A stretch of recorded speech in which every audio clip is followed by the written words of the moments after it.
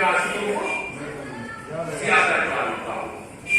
علی کی ہمسائے تو کوئی کر نہیں سکتا, علی کی برابری کوئی نہیں کر سکتا, علی کے مقابلے میں کوئی نہیں آ سکتا, لیکن کچھ افراد ایسے ہی پیدا ہوئے کہ علی کی برابری نہیں کر سکتے, ہمسائے نہیں کر سکتے, لیکن کچھ ایسا کیا جائے کہ ہم کو بہت بڑا ولی لوگ سمجھنے لگے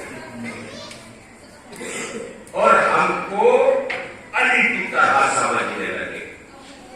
تو ایک صاحب نے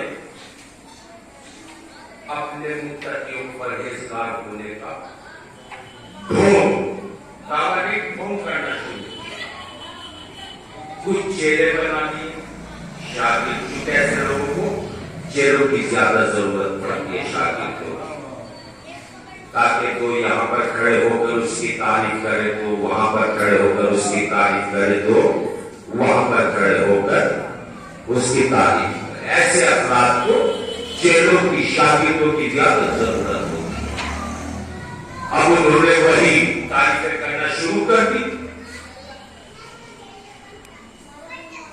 اپنے چہروں کو لے کر مسجد میں پہنچا اور پہنچنے کے بعد نماز پڑھنا شروع کی. تو دوران نماز ہی آسمان کی طرف سر اٹھا کر اور ہاتھ بلند کر کے کہتا ہے, یہاں سے نکل. اور اسے دیکھتے ہیں نماز پڑھا آسمان کی طرف ہاتھ اٹھا کر کہہ رہے چل چل ہٹ یہاں سے نکل.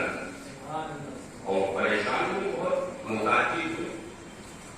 جب نماز سے فارغ ہو گئے تو چہروں نے کہا کہ جناب سوال کرنا چاہتے, کہا بتائیے آپ نماز پڑھتے ہوئے آسمان کی طرف دیکھ کر ہاتھ اٹھا کر کہہ رہے تھے چل چل ہٹ یہاں سے نکل, اس کا کیا مطلب ہے سرکار؟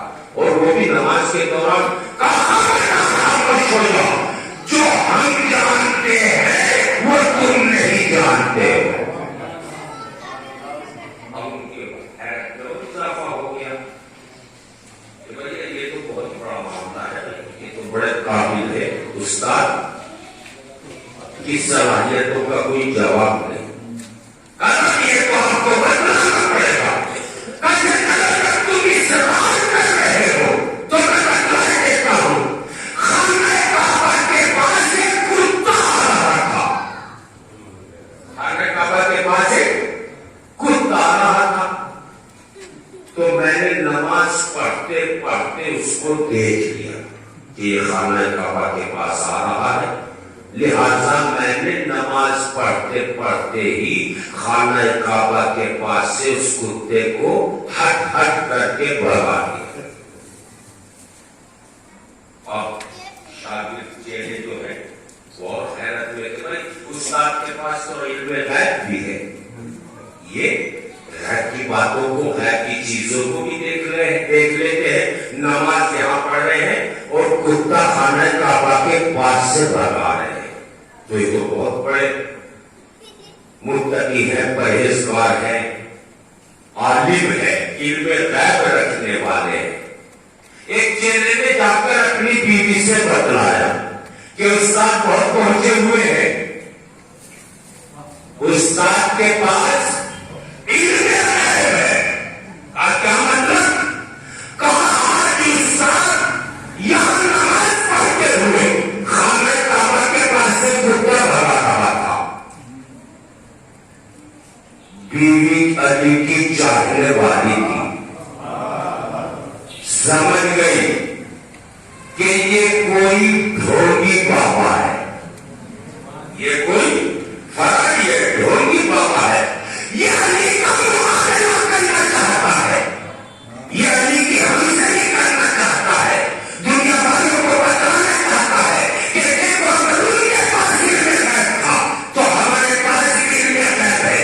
بیوی نے کہا کہ جا کر اپنے استاد کی دعوت کر دو, جا کر اپنے استاد کی, اور صرف استاد کی دعوت نہ کرنا, تمہارے جتنے دوست ہیں ان سب کی بھی دعوت کر دینا.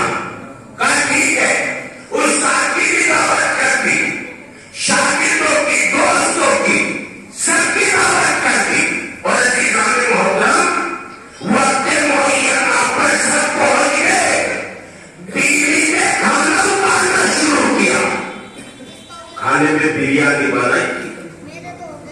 اور سب کے سامنے پلیٹ جو ہے وہ پہنچ گئی. بریانی کی پلیٹ سب کے سامنے رکھی. صاحب خانہ نے شاگرد نے کہا کہ بسم اللہ. کیا کہا؟ بسم اللہ. شروع کیجیے کھانا. اب جیسے شروع ہونے والا تھا تو آپ جانتے ہیں بابا نے کیا کہا؟ کوئی کھانا شروع نہیں کرے گا. صاحب خانہ کو بلایا.